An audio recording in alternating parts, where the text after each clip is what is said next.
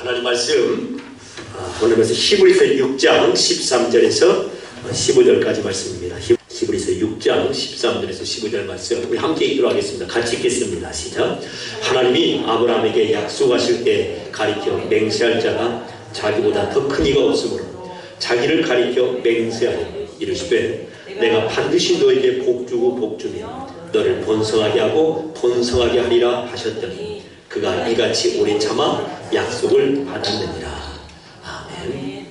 오늘 말씀에서 한번 보여주시기 바랍니다. 하나님께서 아브라함에게 무엇인가를 약속하셨답니다. 그런데 그냥 약속으로 끝나는 것이 아니라 약속하시면서 그 일을 나이가 맹세한다 라고 약속을 더하여서 맹세한다 라고까지 하셨다는 것이죠. 자, 그러면서 무엇을 약속하셨는가? 하나님께서 아브라함에게 내가 너를 반드시 복주고 복주며 너를 번성하게 할 거야 라고 약속하셨는데 약속을 넘어서 무엇까지 하셨다고요? 맹세까지 하게 되었다는 겁니다. 자, 그래서 아브라함 입장으로 보면은 하나님이 그냥 말한 것이 아니야. 하나님께서 약속하셨어. 그리고 단순한 약속이 아니라 하나님께서 맹세까지 하신 것이지. 그러면 이 일을 하나님께서 이루신다는 것이 확실하게 보증이 된 것입니다. 그래서 아브라함 쪽에서는 참고 인내하고 갈 수밖에 없었다는 것이죠. 어떻게 오래 참을 수가 있다고요? 그 일이 분명히 이루어질 것을 알기 때문에. 근데 어떻게 이 일이 분명히 이루어질 줄 어떻게 안다고요? 하나님께서 맹세까지 하셨기 때문에 그렇습니다. 자, 그래서 하나님은 사실은 맹세하실 필요가 없습니다. 그냥 말씀만 하셔도 되는데 왜 맹세를 하시는가? 이렇게 해서 맹세를 하셨답니다. 하나님의 약속을 기업으로 받는 자들에게 그 뜻이 변하지 아니함을 충분히 나타내시려고 그 일을 무엇으로 보증하셨다고요? 맹세로 보증하셨다는 겁니다. 그러니까 아브라함에게 내가 너에게 복주고 번성케 할 거야. 그냥 그 정도로 말씀만 하시고 약속만 하셔도 되는데 혹시라도 듣는 아브라함 쪽에서 못 믿을까봐 하나님께서 내가 한 그 약속이 분명히 이루어진다 라고 하는 보증으로서 무엇을 하셨다고요? 맹세를 하셨다는 겁니다. 자, 그래서 하나님께서 거짓말 하실 수 없는 이 두 가지 변치 못하는 사실로 인해서 이제 아브라함과 우리는 담대함이 생기는 겁니다. 자, 변치 못하는, 하나님께로부터 변치 못하는 두 가지 사건이 무엇이냐면 1번이 있죠? 첫 번은 무엇인가? 하나님은 뭘 하실 수가 없어요? 하나님은 거짓말을 할 수가 없어요. 그런데 거짓말할 수 없는 하나님이 2번째 무엇까지 하셨다는 말이에요? 맹세까지 하셨다. 거짓말할 수 없는 하나님이 그냥 말씀만 하셔도 그 일은 이루어지는데 혹시라도 듣는 우리가 아브라함이 진짜일까? 어쩔까? 흔들릴까 봐 내가 맹세까지 한다 라고 이렇게 말씀하신 겁니다. 자, 그래서 우리는 이 두 가지 사실을 분명히 확인해야 됩니다. 첫째, 하나님은 무엇을 하실 수가 없어요? 거짓말. 전능하신 그분이 거짓말은 할 수 없습니다. 근데 거짓말 할 수 없는 그 하나님이 무엇까지 하셨어요? 예, 이 사실을 항상 기억하는 겁니다. 왜 맹세를 하셨다고요? 하나님께서 하신 약속이 충분히 우리에게 이루어질 거야 라고 하는 보증으로 말씀입니다. 자, 그래서 그 다음을 보여주시기 바랍니다. 하나님의 이와 같이 하나님께서 하신 맹세와 거짓말 할 수 없는 그 하나님의 말씀이 히브리서 6장 19절에서는 이와 같은 소망이 있는 우리는 우리 영혼에, 우리 인생에 닻을 가진 것과 똑같습니다 라고 그렇게 증거합니다. 여러분, 저기에서 무엇이 닻이에요? 큰 쇳덩어리. 저 닻이 어떤 용도로 쓰이죠? 배가 흔들릴 때 배를 딱 붙잡아줍니다. 그러니까 닻이 바다에 떨어져 있는 한 배가 흔들려도 그래봤자 닷줄에 묶여있는 그 정도 범위에서 흔들리더라 이 말입니다. 궁극적으로는 닻이 움직이지 않는 한 저 배가 움직이지 않습니다. 그런 것처럼 우리에게 이 소망이 있다는 겁니다. 어떤 소망이죠? 하나님께서 거짓말하지 않은 그 하나님이 맹세까지 하신 거예요. 그래서요, 그 일은 이루어진다는 거예요? 안 이루어진다는 거예요? 이루어질 수밖에 없다는 이 소망이 있어서 우리 인생에, 우리 영혼의 탓과 같이 우리를 흔들리지 않고 우리를 꽉 붙잡아주는 그런 확실함이 우리 가운데 있다는 겁니다. 자, 그래서 정리하면 이렇습니다. 내 영혼에 탓이 있는데 무엇이 내 영혼에 탓입니까? 하나님의 약속, 하나님의 맹세하심. 그게 나의 탓이 된다는 거. 하나님께서 하실 수 없는 한 가지 거짓말. 그런데 거짓말 할 수 없는 그분이 하나님께서 맹세까지 하셨다네. 바로 이 내용이 우리 인생에, 우리 영혼에 탓이 된다는 겁니다. 그래서 우리가 분명히 기억할 내용이 있습니다. 우리는 자꾸만 우리 자신이 얼마나 잘하는가 못하는가에 초점을 맞춥니다. 그럴 수밖에 없죠. 사람은 그러는 겁니다.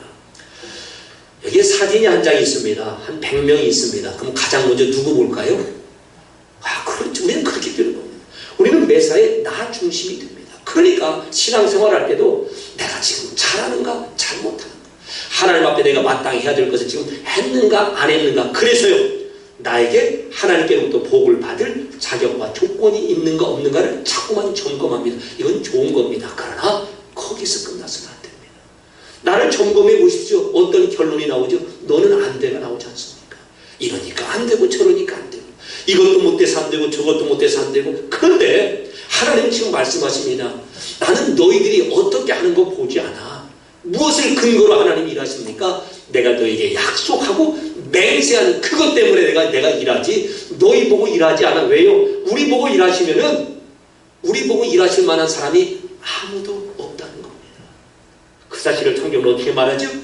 의인은 없나니 하나도 없고 모든 사람이 죄를 범하여서 하나님의 영광에 이르지 못한다는 겁니다. 하나님께서 우리 중에 우리가 하는 것 봐서 그래 내가 보상으로 쟤한테 일을 해줘야지 라고 할 만한 사람이 하나도 없다는 겁니다. 하나님은 어떻게 일하십니까? 우리의 자격을 보고 일하시는 것이 아니라 하나님의 약속, 그리고 그 일을 이루시기도 하시는 그 맹세를 근거로 하나님 일하십니다. 그래서 하나님께서 우리에게 오늘 말씀하십니다. 나의 마음을 좀 알아달라는 겁니다. 누구의 마음이요? 하나님의 마음. 어떤 마음이요?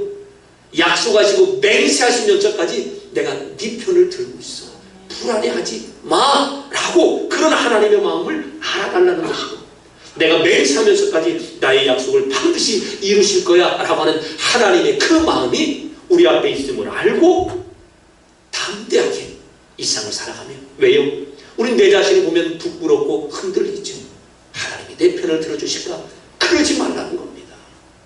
약속을 이루시고 맹세하시고 그 약속을 이루시는 그 하나님 바라보고 담대하게, 그리고 그 하나님 앞에 감사하게. 하나님은 약속하시고 이렇게까지 맹세하시면까지 일을 이루시는데 나도 하나님 앞에 이런 자녀가 되어야지 라고 나오면 된다는 겁니다. 이런 맹세는 무엇입니까? 내가 목숨 걸고 지키겠다라고 하는 게 맹세입니다. 어느 분이 그래요. 왜 하나님이 맹세하시냐고 우리에게 알아듣게 하시는 겁니다. 내가 이거 안 지키면 나 죽여도 돼. 그게 맹세 아닙니까? 지금 하나님께 그 맹세를 걸고 약속하는 겁니다. 두 가지 도저히 변치 아니할 사실, 하나님은 거짓말하지 않습니다.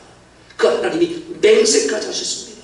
그리고 그 맹세를 신실하게 지켜내십니다. 그게 우리 인생입니다. 하나님은 너 하는 거 봐서 나도 한다가 아니라 무엇을 근거로 일하신다고요? 하나님의 맹세, 약속하시고 맹세하신 하나님의 그 맹세를 통해서 일하시는 하나님, 우리의 자격과 조건과 상관없이 일하신다 이 말이에요. 자, 그래서 그 첫 번째 샘플을 한번 보도록 하겠습니다. 이스라엘 백성이 애굽에 있을 때입니다. 자, 그런데 애굽에 있을 때 이스라엘이 어떻게 하였는가? 너희는 애굽의 우상으로 말미암아 스스로 더럽히지 말라 하나님이 하였는데, 그러나 그들이 내 말을 듣지 아니하고 그들의 눈을 끄는 바 애굽의 우상들을 떠나자. 너무나 애굽의 우상이 좋은 거예요. 자꾸만 그들 눈에 와 너무 좋다 이렇게 하였다는 것입니다. 하나님은 그러지 말라는데. 자, 그래서 어떻게 했다고요? 내가 애굽 땅에서 그들에게 나의 분노와 진노를 완전히 쏟아서 이루겠다 라고 하는 마음이 굴뚝 같으셨다 이 말입니다. 왜요? 이스라엘 백성이 애굽에서 누구를 바라봤다고요? 애굽의 우상들을.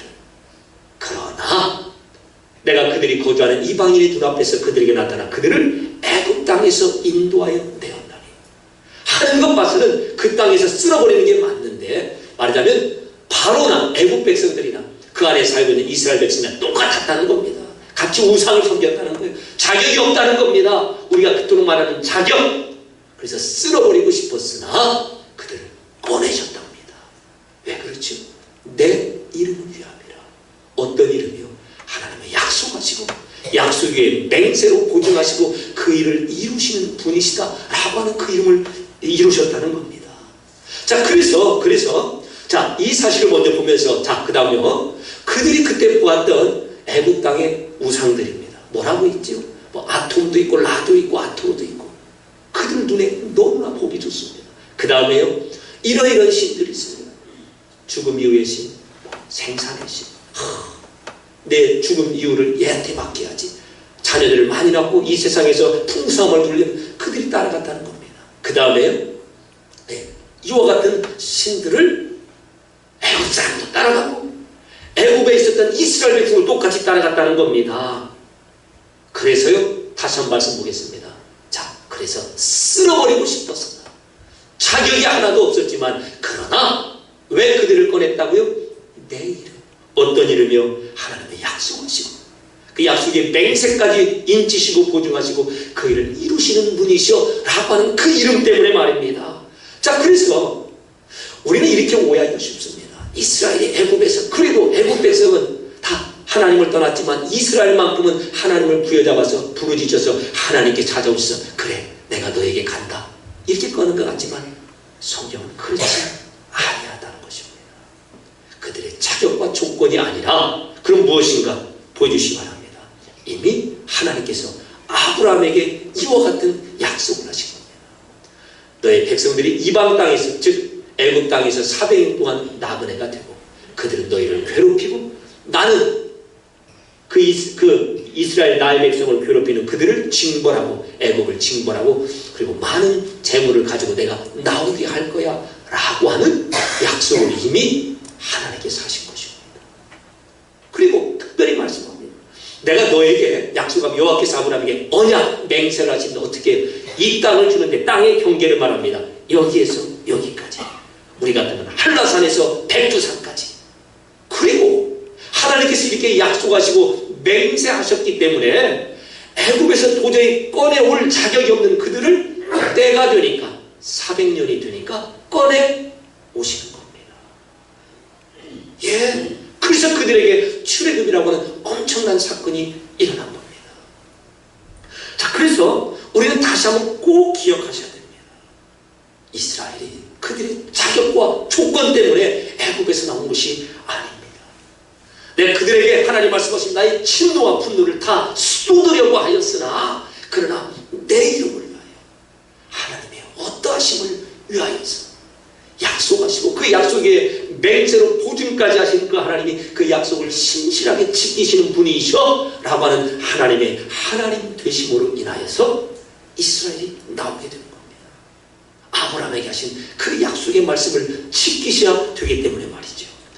따라서 우리도 오늘 다시 한번 이 하나님을 바라봅니다. 우리가 하나님 앞에 나올 때마다 얼마나 염치가 없는지 모릅니다.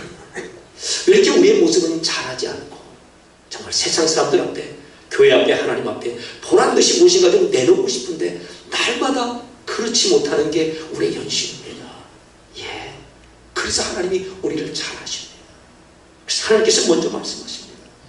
너의 자격과 조건을 따라 일하는 내가 아니다라고 말입니다. 그럼 무엇을 따라 일하신다고요? 하나님의 약속과 맹세하심을 따라 일하시는 분이십니다. 그래서 이스라엘 백성이 애굽 땅에서 나오게 된 것이고 그 땅에 들어가는 겁니다. 왜요? 아브라함에게 이 땅을 너와 너의 자손에게 줄게 라고 맹세하셨기 때문에 그렇습니다. 우리도 마찬가지입니다. 우리가 어떻게 하나님 나라까지 가게 됩니까? 우리가 또 살펴보겠지만 하나님께서 우리에게 그냥 약속하신 거예요. 그것도 창세 전에, 그것도 영원 전에 말입니다. 우리가 무엇을 하기도 전에, 우리 부모님 뱃속에 우리가 잉태되기도 전에 너 내 사람, 내 아들 만들게, 어떻게 해요? 예수님을 죽이시고 다시 부활케 하심으로 말입니다.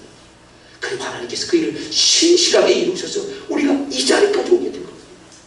어떻게 우리가 이 자리까지 와서 부족하지만 하나님 아버지, 예수님 주님 이렇게 부른 자리에 오게 된 줄 아십니까?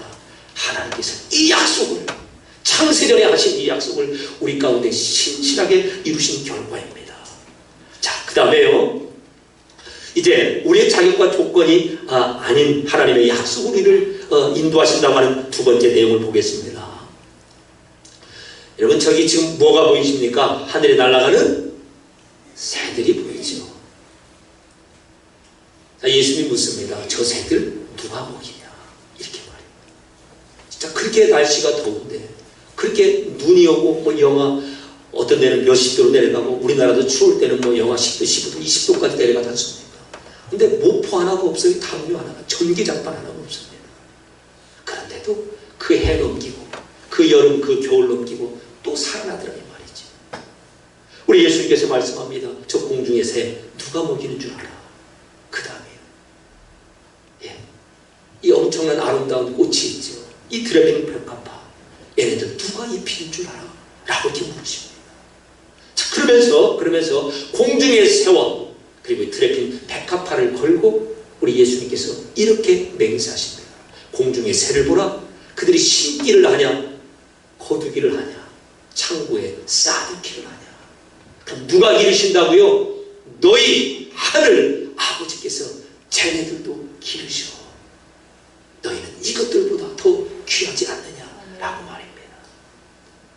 공중에 새가 있습니까? 그걸 보고 이 사실을 우리로 하여금 다시 한번 확인하라는 겁니다. 너희 하늘 아버지께서 저것들도 기르는데 너희들은 오죽 더 귀하겠냐? 너희를 먹이고 너희를 기르실 거야 라고 하는 맹세의 말씀이 지금 이 말씀으로 예수님께서 우리에게 허락하시고 그리고 하늘의 새들을 통하여 이 약속을 보증하고 계십니다. 우리 가운데 공중의 새가 다 없어지기 전에는 이 약속이 유효하다는 겁니다. 우리의 조건을 봐서가 아니라 이 약속을 하신 하나님의 신실하신 하나님의 이름 때문에라도 우리를 먹이시고 입히시죠. 그 다음입니다. 너희가 어찌 의복을 위하여 염려하느냐. 들의 백합화가 어떻게 자라느냐. 그들이 수고하느냐. 스스로 길쌈아의 철을 만드느냐. 그러면요. 그 다음에요. 기가 막힌 말씀이죠. 오늘 있다가 내일 아궁이에 들어갈 저 들풀도 하나님께서 이렇게 입히시는데 하물며 너희일까 보냐. 이 사실이 우리의 믿는 내용이라는 겁니다. 하물며 너희일까 보냐. 공중의 새를 보고 들에 핀 풀과 꽃을 보라는 겁니다. 너희 아버지가 새들의 아버지가 아니라 너희 아버지가 먹이고 입히고 기르시는 거야. 하물며 너희일까 보냐. 이 약속이 지금 우리에게 있습니다. 여러분 사실 우리나라를 보고 우리 자신 한번 보십시오. 우리가 이만큼 경쟁력이 있어 여기까지 왔습니까? 우리가 다른 사람보다 더 잘나서 이만큼 더 나은 삶을 살고 있습니까? 여러분 아프리카 사람들을 보면요 키가 다 2m입니다. 우리랑 경쟁이 되지 않습니다. 조건도 그렇고 땅도 코끼리가 삽니다. 얼마나 좋은 땅이면 코끼리가 살겠습니까? 하루에 얼마만큼을 먹는데 그런 나라와 우리나라가 비교가 되지 않습니다. 그런데 우리나라 우리 가정이 우리 각 개인이 이 정도 먹고 살고 경쟁력을 갖출 수 있는 것 하나님께서 이 약속을 허락하시고 우리 민족 가운데 우리 교회들 가운데 이 약속을 신실하게 지켜오신 결과입니다. 따라서 우리는 너무나 내 자신만을 바라보고 나의 자격 없음을 가지고 하나님 앞에 죄스럽게 정말 너무 떨면서 두려움 가운데 신앙생활을 해서는 안 된다는 겁니다. 하나님의 아버지 되심을 반드시 먼저 생각하셔야 됩니다. 물론 잘못하면 아버지가 고쳐내시죠. 그러나 그것은 아들을 사랑하는 또 다른 방법입니다. 하나님께서는 우리에게 약속하시고 아버지로서 말입니다. 약속의 맹세로 보증하시고 그 일을 이루십니다. 맹세하시는 하나님 아버지의 마음을 알라는 겁니다. 내가 맹세하면서까지 못 지키면 나 죽여! 그런 심정으로 지금 하나님께서 너희가 이만큼 너희 편을 들고 있어 라고 말씀합니다. 두 가지 편치 못할 사실. 하나님 거짓말도 못하시는데 그 위에 맹세로까지 보증하셨습니다. 이것들 당장이 우리 가운데 있음을 다시 한번 확인하시고 소망 가운데 하루하루 살아가시길 주님의 이름으로 축원합니다. 이제 또 그 다음 말씀입니다. 우리의 자격과 조건이 아니라 하나님께서 하나님의 약속을 이루시는 그 하나님의 맹세하심을 이루시기 때문에 이스라엘이 출애굽도 하고 또 우리도 먹고 마시고 살 수 있고 라고 하는 부분들을 살펴봤다면 이제 또 한 가지 말씀을 보겠습니다. 하나님께서 이렇게 말씀하십니다. 내가 넘치는 진노로 내 얼굴을 너에게서 잠시 가리우는 일이 있다는 겁니다. 이 부분도 있습니다. 오죽하면 아버지가 야 나가 아빠라고도 부르지 마. 건이 그런 말 들은 적 있어요? 건이는 작가니까 그런 말 들은 적 없겠죠. 저는 어릴 때 그런 말을 많이 듣고 자랐습니다. 야, 엄마라고 하지 마. 엄마라고 하지 마. 하도 속상하니까. 부모님이 다 그러지. 그러나 나한테 엄마라고 하지 마 라고 잠시 고개를 잠시 돌릴 수는 있지만 영원한 자비를 하나님께서 거두지 않으신다는 겁니다. 이게 참 중요해요. 나의 영원한 자비를 너에게서 거두지 않겠다는 말이에요. 자, 하나님의 진노보다, 잠시는 진노보다 영원한 자비가, 그래서 나를 긍휼히 여기심이 항상 나를 따라온다 라고 하는 이 약속을 붙들어야 됩니다. 그리고 이 약속을 하나님께서 맹세까지 하시면서 지켜내십니다. 그러면서 어떤 약속을 하시냐? 노아의 홍수에 하나님께서 무지개를 통하여서 다시는 물로 땅을 이제 심판하지 않겠다라고 맹세한 것처럼 내가 지금 너희에게 맹세하는 거야. 그래서 내가 너희를 향하여 노하지 않고 영원히 말입니다. 너희를 영원히 책망하지 않을 거야. 왜요? 잘못한 대로 노하고 책망하면 살아남을 자식들이 어디 있겠습니까? 우리들 중에 누가 이 자리까지 서겠습니까? 하나님이 다 아신다는 겁니다. 그래서 잘못하면 참다 못해서 정말 어쩔 수 없는 하나님의 진노의 회초리가 올 수가 있지만 영원한 자비가 떠나지 않습니다. 마치 노아에게 무지개를 통하여서 하나님께서 맹세하신 것처럼 말입니다.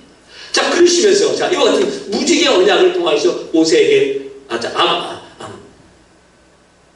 노아에게 약속하시고 그때 당시에 사람들에게 약속하신 것처럼 하나님께서 지금 분명히 우리에게 약속하시는데 그 다음에요, 이제 우리에게는 무엇을 들어서 약속하십니까? 산과 언덕들을 통해서 약속하십니다. 당시에 노아에게는 무지개를 보여주시면서 무지개가 드러난 나의 맹세의 약속이 지켜질 거야 라고 했다면 지금 우리에게는 산과 언덕들을 보여주시면서 약속하십니다. 산들은 떠나고 언덕들은 옮겨진다 할지라도 나의 자비는 너에게서 떠나지 않냐며 나의 화평의 언약은 흔들리지 아니하리라. 무슨 뜻입니까? 여기 산이 있는 한 내가 너에게 한 나의 영원한 자비는 떠나지 않을 거야. 좀 유치한 것 같죠? 공중의 새, 들에 핀 풀, 꽃, 그리고 앞산, 작은 언덕, 이것들을 하나님의 맹세의 보증으로 삼으셔서 지금 우리에게 말씀하고 있는 겁니다. 자, 그래서요, 이렇게 큰 산이 사라지기 전에는 내가 한 약속 유효하다. 작은 언덕이지만 이 작은 언덕이 사라지기 전에는 내가 맹세 약속 유효하다는 겁니다. 한번 묻습니다. 저 큰 산이 한 100년이면 사라지겠습니까? 저 작은 언덕이 한 200년이면 사라지겠습니까? 아니죠. 우리보다 쟤들이 더 오래 있죠. 바로 그 말입니다. 우리 평생에 하나님의 약속이 그와 같이 신실하게 지켜진다는 겁니다. 따라서 다시 한번 오늘이 어린이 주일로서 부모된 우리가 우리 자녀들을 바라볼 때나 또는 하나님 앞에서 우리 모두가 하나님의 자녀로 섰을 때 하나님 아버지의 마음이 어떤가를 우리가 다시 한번 확인하는 겁니다. 잠시 있던 진노, 그러나 그분의 자비하심과 긍휼히 여기심은 영원하다는 겁니다. 무지개를 맹세 삼아 약속하셨던 것처럼 맹세의 보증으로 무지개를 보내셨던 것처럼 이제는요, 큰 산, 작은 언덕들을 하나님의 맹세의 보증을 삼아 우리를 안심시키고 계시는 겁니다. 두려워하지 말라는 것이죠. 우리의 인생은 우리가 만든 자격과 조건으로 거기에 상응하는 하나님의 대가를 받는 것이 아니라 이와 같은 하나님의 아버지로서의 일방적인 약속과 맹세가 지켜짐으로 우리가 사는 인생이 되었다는 겁니다. 하나님의 마음을 알아달라는 거예요. 내가 왜 맹세까지 해야 되겠냐? 너희가 못 믿으니까. 못 알아듣고 못 믿으니까. 그래서요, 공중의 새, 들에 핀 들풀, 높은 산, 언덕들, 이것들까지 다 동원하여서 정말 유치한 것 같지만 그렇게 동원해서라도 우리에게 확신을 주시고 우리 영혼의 다치로서 하나님의 맹세의 말씀을 허락하시고 그 일을 이루시는 하나님이야 라고 이렇게 말씀하고 계시는 겁니다. 그 다음 보여주시기 바랍니다. 이뿐만이 아니라 동이 서에서 먼 것처럼 너희의 죄과를, 우리의 죄과를 우리에게서 멀리 옮기셨으며 엄청난 약속을 하십니다. 이 말은 무슨 뜻이냐? 이런 겁니다. 죄 때문에 이제 최소한 죄 때문에 지옥 갈 일은 없어졌다는 거예요.